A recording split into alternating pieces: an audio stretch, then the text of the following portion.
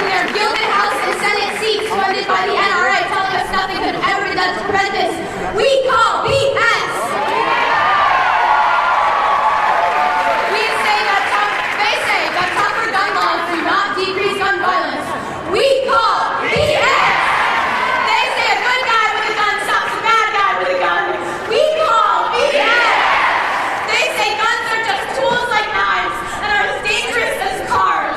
We call BS! No, they say that no laws could have been able to prevent the hundreds of senseless tragedies that have occurred. We call BS! That us kids don't know what we're talking about, that we're too young to understand how the government works. We call BS!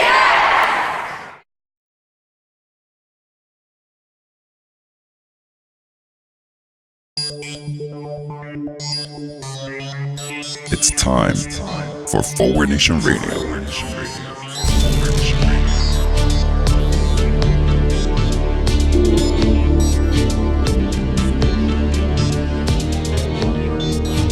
Now here he is, the host of Forward Nation Radio, David Leventhal. Welcome to Forward Nation Radio with me, David Leventhal, and with our new look for this week. This was not a marketing decision. It's 70-something degrees in New York in February, and it's 90-something degrees in our studio. So we've gone with the casual look. On today's show, discussion of Republicans and their war on children and institutions. A little bit of the latest on Russia, sexual discrimination, and an update on gerrymandering. But first, Trump and the Republicans promised that they would bring jobs to America. They just didn't tell us that those jobs would be grief crisis counselor and medical examiner. Yes, we are in the wake of the shootings still at Marjory Stoneman Douglas High School. Or as the NRA puts it, boon times for gun sales. Donald Trump, our fearless leader, the man we rally around at a time of national grief and concern, came out and really put his finger on the problem. The mental health is your problem here. No, Mr. President, mental health is only the issue in your head. There is a different issue in Florida. But this isn't a guns situation. Actually, it is guns. You might want to make it mental health. They'll think about it for a moment, and people might start talking about the fact that a year ago, you signed a bill to loosen restrictions on the mentally ill getting guns. Not much solace there either, but at least that doesn't make you pick on your true friends and benefactors. Because this is ultimately, as it always is, about guns. And some of us are getting really tired, fed up, and sick of the deja vu all over again. Every couple of weeks, back here. In America, 13,000 children below the age of 17 die from guns each year. 13,000 children. We are reminded that in the first 22 days of this year, there were 11 school-related shootings, one in every other day. I guess we've made a little bit of progress since then. Or as The Onion recently so memorably put it, as it often does, no way to prevent this, says only nation in which this routinely happens, or regularly happens. Enough already. It's the same old crap over again of not doing anything. We are reminded of being here a few weeks ago and talking about the promises that were made in the wake of the Las Vegas shooting. We talked about the fact that Republicans bravely came out and said, we should ban bump stocks, maybe. At the time, we noted that that was the least that they could do, but they hadn't yet done even that yet. Well, guess what? Here we are at the next shooting, and you know what? They're still promising to do the least that they could do. Trump boldly came out against bump stocks. We don't have the legislation signed yet. But our fearless leader made this brave stand after consulting with his experts. Well, actually, he just asked the rich guests of Mar-a-Lago, because that's where the President of the United States does his consulting. But that's okay, because he's out today having a listening session. I hope that those people speaking to him in the listening session are sprinkling his name around a whole lot and saying good things about Donald Trump, because history tells us that that's the only way he'll stay awake past the first speaker. So he says now that he's for banning bump stocks, as they did a month ago or a couple months ago when Las Vegas happened.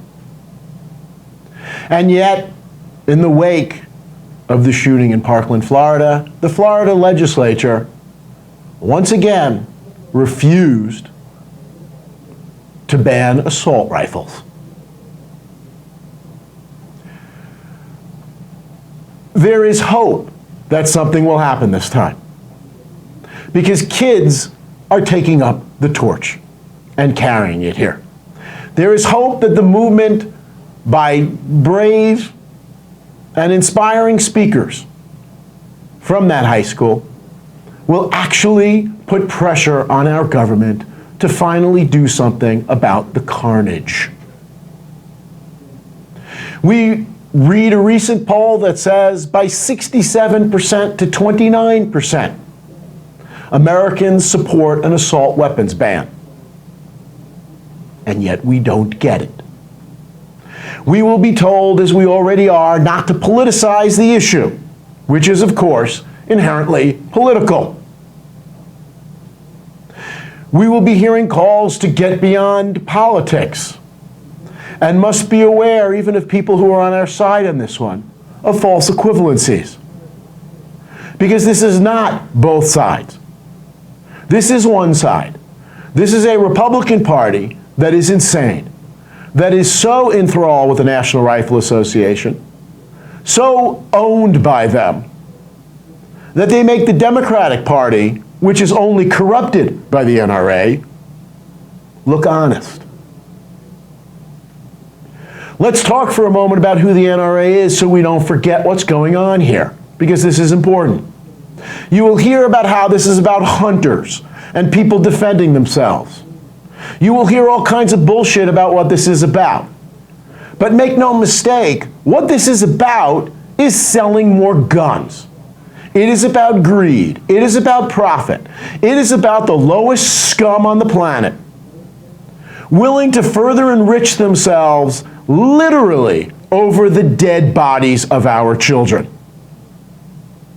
That's what this is about. And that's who the NRA is. Fundamentally, they are firearms manufacturers. And what do they want? They want to sell more guns. You decide if you want them leading this country. If not, and if you're watching this show, I'm guessing the answer is you don't want this. You need to join the movement now. You need to get involved. You need to lend your support. You need to show up at a march. You need to do what you can to put enough pressure on politicians that ultimately they count the votes and say, I don't care how much money the NRA is giving me, these people are going to vote me out of office, however safe my seat might be. While we're talking about who the NRA is, let's never forget who the Republicans are, who the people who are leading this country in every facet of our government, who they are, because they are not different from the NRA. They just represent more greedy bastards than the NRA represents. The Republican Party once again reminds us that in order to further enrich its already rich donors, it will sell off the lives of our children. Because their crookedness goes beyond school shootings and the NRA. The crookedness extends to every aspect of our government and the Republican Party right now. We've read this week how the record $107 million raised for Trump's inaugural, fully a quarter of it found its way to the firm of a friend of Melania's. All that money that was supposed to be donated to charity, because it turns out the inauguration was a piece of shit and they certainly didn't spend money on the people who were there, because there weren't many people there. About $5 million in total went to charities. Let's remember that we are in the midst of a Republican war on the regulatory state. And let's remember what that means. Because speaking of it in the abstract, I guess, doesn't make it real enough for too many people in this country. Just this week, it was announced that the USDA, under Trump, has plans to save money, which they need to save because of the trillions given away to rich people in the Republican tax cut, include cuts to food stamps. Because after all, why should children be able to eat?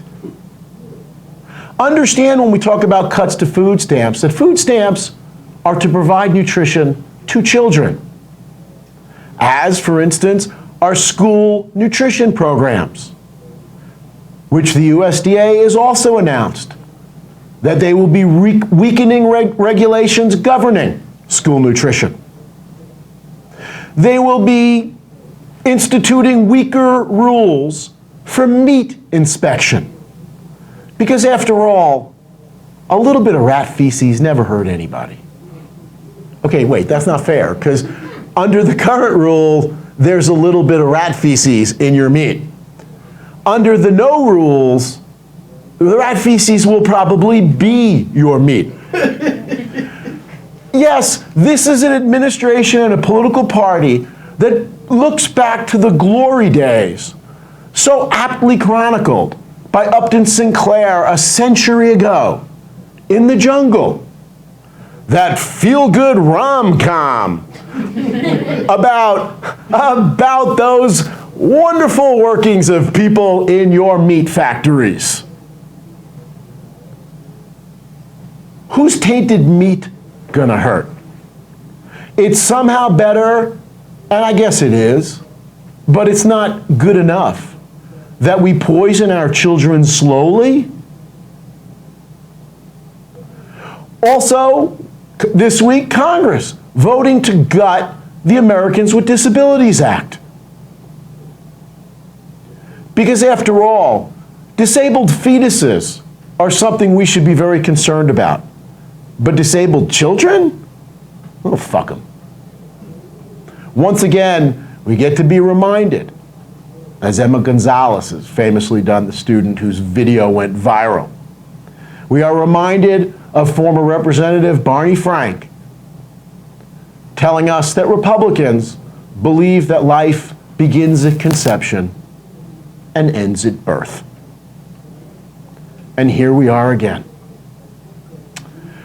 Did you see how our EPA director, Scott Pruitt, flies first class where he goes at taxpayer expense? Did you read why he does that? Because he's afraid to fly in coach. Those people are so nasty to him there. Why would they be nasty to him? He's just letting companies poison them for profit. I think we should have a rule. If the EPA administrator backs weakening rules to keep our water cleaner, people could dump that water on the head of the EPA. So here's some for you. So in other words, if EPA new rules will allow more urine in the water, people in coach should be able to piss in the face of Scott Pruitt. I'm sorry, I know that's gross, but seriously, this in the face of Scott Pruitt. What a piece of garbage.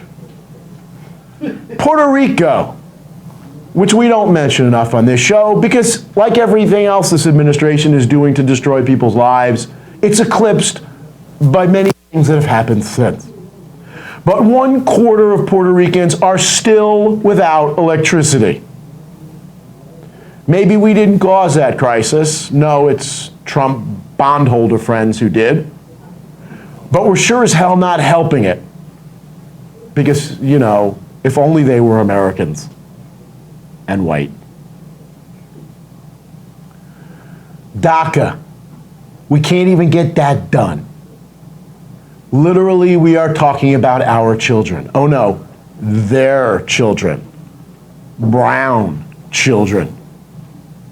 We can't even get DACA done. That's how much this political party loves our children. They will use them as hostages for policies that will make rich people even richer. They are ransoming the lives of our children. The New York Times had an article, an editorial this week, I think, titled, "Trump Team's Dubious Ethics." Clearly it was meant to be ironic, because you can't be dubious if you don't exist. And we were reminded of the FCC and Ajit Pai, who will be screwing up the internet, because after all, kids don't need real information. Kids don't need to learn. There's always Fox News. So what do we do with this? What do we do with these people? And the answer, well, other than the solution I mentioned a minute ago, I don't believe in violence. Mostly because the other side is more heavily armed than we are, but also because I don't believe in violence. They need to be thrown out. They need to be soundly rejected. They need to be swept under the biggest rug we have in this country and told, you are done, we don't want you, change your party. And as we've said on this show many times, what needs to go along with that to make sure that this country can be run for the people in it is no billionaires. We need to join a bandwagon that says as long as we have billionaires, we have people with too much political power to enrich themselves further at the expense of everybody else in this country.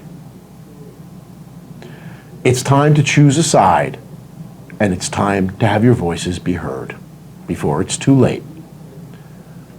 Okay, speaking of it's getting late, Russia. Russia's been back in the news. Let's see. The special counsel, Robert Mueller, announced early in the week the indictment of 13 Russian individuals and 3 Russian companies for getting involved in lying to Americans through information warfare, which I think has led Fox News to bring a lawsuit claiming trademark infringement. Is that? I heard that somewhere. That may not be true. I don't know. It should be true. Information warfare conducted by the Russians and their efforts to sway Trump. What do we learn from this story, which is, of course, still developing, as we've been wont to do throughout? We don't want to get ahead of this story. Let the chips fall where they may.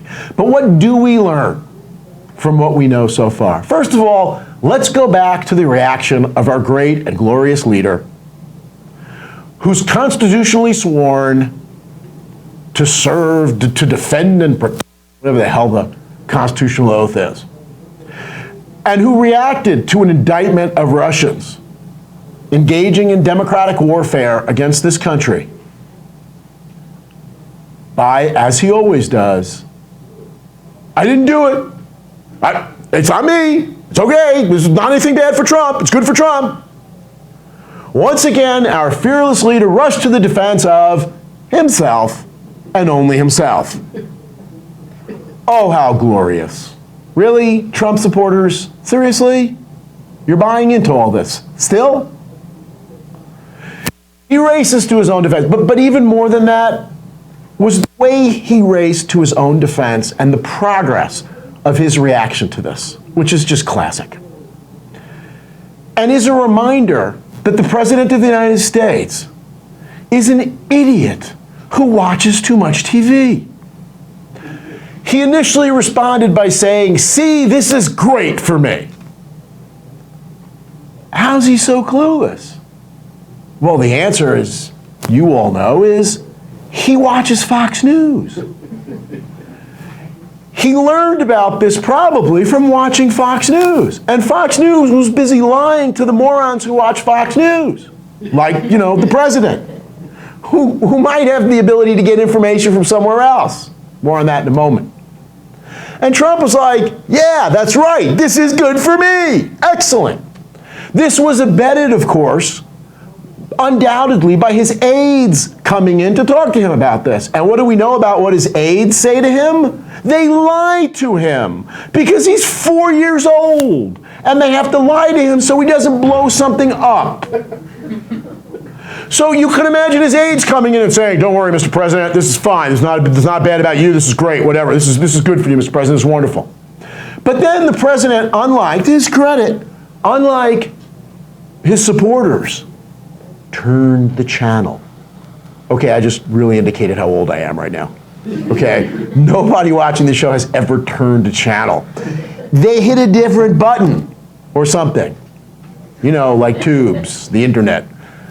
Anyway, he changed the channel and he saw what reality was saying.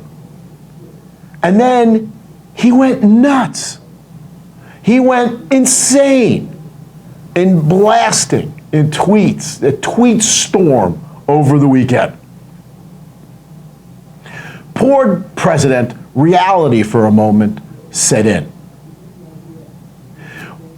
What's interesting also about what we know about this indictment is what the Russians even have been saying about this, which is this would never work in Russia. We didn't think it would work so well in America, but we really didn't count on the kind of Americans who watch Fox News. We didn't count on Trump supporters. We had no idea it was going to work this well. These people are so fucking stupid. I'm not supposed to, I didn't say that, they did. Okay, don't get mad at me. They said that, not me. They said, we can't believe these people are so freaking stupid, they're falling for whatever we write.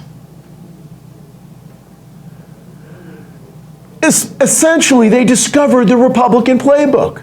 If there wasn't collusion here, it didn't matter. They shared the same playbook. There was copycat.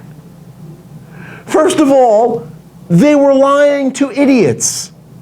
That's straight out of the Republican playbook. Second of all, what were they doing? Let's not lose sight that much of what they were trying to do with all this Russian interference in our election was to stop blacks from voting. Gee, who in America tries to stop blacks from voting? Oh, right. That's the Republican Party. That's for years. The Republicans are going, hey, those Russians, they learn well. The Russians are going, gee, those Republicans, they teach well. They're onto something. If there's no collusion, well, at least imitation is the sincerest form of flattery. Donald Trump's own campaign advisor had said, we've got proudly said before the election, we've got 3 major voter suppression initiatives underway right now. That's going to help us win. A lot of that aimed at black people, just like the Russians. Maybe they were including the Russians. The latest news on this now is that political sites, political messaging sites, are mimicking the names of independent news organizations to help Republican candidates around the country. Republican congressional candidates are citing in their ads that they were endorsed or supported, and quotes, from made-up news organizations. This isn't just Russia. We should hate Russia. But we should hate the Republican Party for doing the same thing, and for doing it for years. They are making up fake news sites, and then they are quoting them as endorsing them. Why? You've already got Fox News. Why do you need the fake sites? Devin Nunes, the Trump bitch who didn't recuse himself from the Russia investigation, head of the House Intelligence Committee.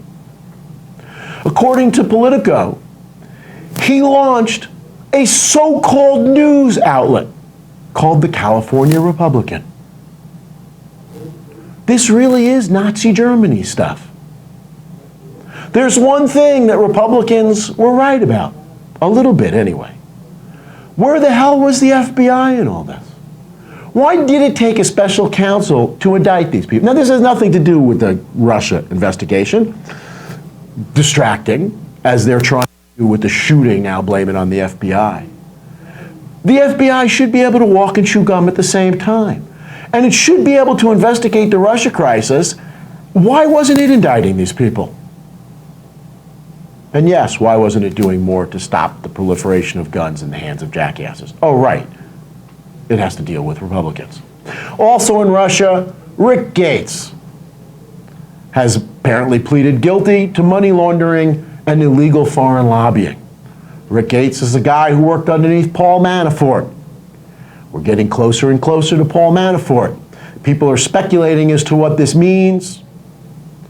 The expectation is that we are putting all kinds of pressure on Paul Manafort to get him to turn against Trump and the few people who might rank higher than him. But we're getting pretty near the top at this point. And it's going to take a lot to flip these people because, as we mentioned before in the show, this is the mafia. You keep your mouth shut, omerta, you will be well rewarded. Your family will never have to work. You will get money. But if you tattle on us, if you become a stool pigeon, I'm not going to kill them, but they'll effectively destroy their lives if they're not already destroyed. And we've got another guilty plea with this Dutch lawyer, Alex van der Zwaan. Let me say that because I like to say that name. Once again, the news in that hopefully being that the investigation is far-reaching enough that we could be getting into the financial crimes that, let's face it, pretty much everybody on the planet at this point knows that the President of the United States engaged in for decades. Jared is back in the crosshairs regarding his fundraising and his security clearance. We haven't completely forgotten the Rob Porter story, which we'll come back to briefly in a moment. We're reminded of all the people in the Trump administration who have access to top secret material without having passed a background check, without having been able to be given a security clearance. Again, a reminder, the man is in office because Hillary was supposed to be locked up for using a private email server. And these guys are just CCing Russia on their emails, apparently. So Trump once again went crazy on that one, changed his own statements. What is the Trump voter going to make of this? Earlier in the week, before the indictments, it was pointed out by a poll that 49% of Trump supporters still believe that Russia did nothing. There are people on Mount Everest who know that Russia was involved in the US election. But that's okay, because they're watching people like Alex Jones. On one of my podcasts on the media this week, I actually got to listen to Alex Jones talking to his viewers and saying, I've got the memo in front of me. Release the memo. I've got it in front of me. It is 100 pages. Look, here it is, 100 pages. Only off by 96 and a half pages. So close, Alex. You could smell success on that. His viewers, when they find out the memo is 3.5 pages, do any of them say, maybe I should turn the channel? There I am with the turning the channel thing again. Anyway, Rob Porter, let's not forget about this whole security clearance thing, and let's not forget about Republican wife abusers, misogynists in the White House, as if that's okay. Let's not forget that the President of the United States is credibly accused of being one of them by his ex-wife. We've decided during the week that for some of our viewers, it's gotten a little hard to keep track. Here another speechwriter resigned, David Sorensen, after being accused of grabbing his wife's hair, throwing her into a wall, putting a cigarette out on her hand, driving a car over her foot. You know, boys being boys. I know, it's even offensive that I like. I feel bad that I even made a joke about that. It's disgusting. So how do you keep track? Well, we've created for you, our loyal viewers, a handy planner for Trump administration departures. It's even two-sided because we are environmentally conscious and we know that for a day, you need a lot handy. We've had days with more than that. So we're going to have this up on the board, but to help you keep track, today is still, pick a day, any day, and we helpfully down below suggest what you could be using to fill in the blanks, and name of cabinet secretary, advisor, whatever, was forced to leave the Trump administration today because he, she, pick one and only one, and probably he, was caught by the media being a blatant misogynist, racist, pedophile, Russian agent, insufficient lick spittle. Sorry, I just love saying lick spittle. Look it up. Intellectual. Any of those. And therefore had to be gently asked to leave immediately upon months, weeks, days, 40 minutes, haha, for those who know the John Kelly thing, that was a joke, of the administration's having learned of it, or immediately acting upon it becoming public information. He, she was unable to get a security clearance because blank, Russia. So that should help you as the Trump administration moves forward in addressing this. Okay, briefly before we go, we had our show last week on gerrymandering. I want to do a little bit of a follow-up on that. We had our special guest, Dr. Andrew Beveridge. Well, since our show, the Pennsylvania Supreme Court has redrawn the electoral map in Pennsylvania. Expectations are that because of the newly redrawn map in Pennsylvania, i.e. voting, Democrats could pick up 6 seats, up to 6 seats in Pennsylvania. That is 1/4 of what they need to flip the House. But let's also remember, and we will continue to discuss these issues, gerrymandering is one of many threats to voting posed by our Republican leadership. The voter suppression we've already talked about earlier in this show and at length on prior shows. The efforts to change the 2020 census, to put a question about citizenship on it, to A, intimidate people into not filling out the census, or B, in which case the Republicans could pick up seats by changing the distribution of seats around the country, or B, giving ICE a handy roadmap for who they need to pick up. Republicans continue to pack our federal courts. Chuck Grassley, the head of the Judiciary Committee, ended the long tradition in this country called the blue slip tradition, where either senator of the home state where a judge is from, a judicial nominee is from, can squelch the nomination. He said no. In Wisconsin, the Democratic Senator Tammy Baldwin did not want their rabid conservative piece of garbage who had been nominated, a guy by the name of Michael Brennan. She refused to return the blue slip. So Chuck Grassley said, oh, fuck it. This is why courts matter. This is why the Senate election in 2018 is so important. Because at that point, it stops. Oh, and in our final word, our efforts, should they exist, to impose reasonable gun control are undermined by the fact that just a few years ago, a conservative Supreme Court, for the first time in American history, in the Heller decision, ruled that the Second Amendment confers an individual right to bear arms.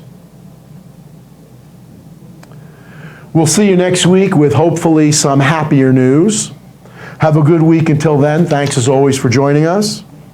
Like looking forward, go to forwardnationradio.com. That's forwardnationradio.com and get the full experience. You'll see the video from this in every episode there and on our YouTube channel as well. And those places are certified Russia-free.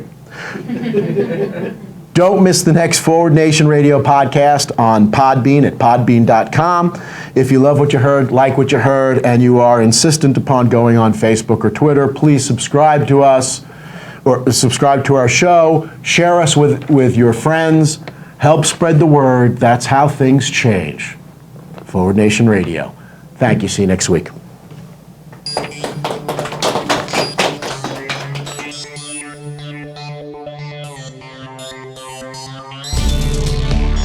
You've been listening to Forward Nation Radio with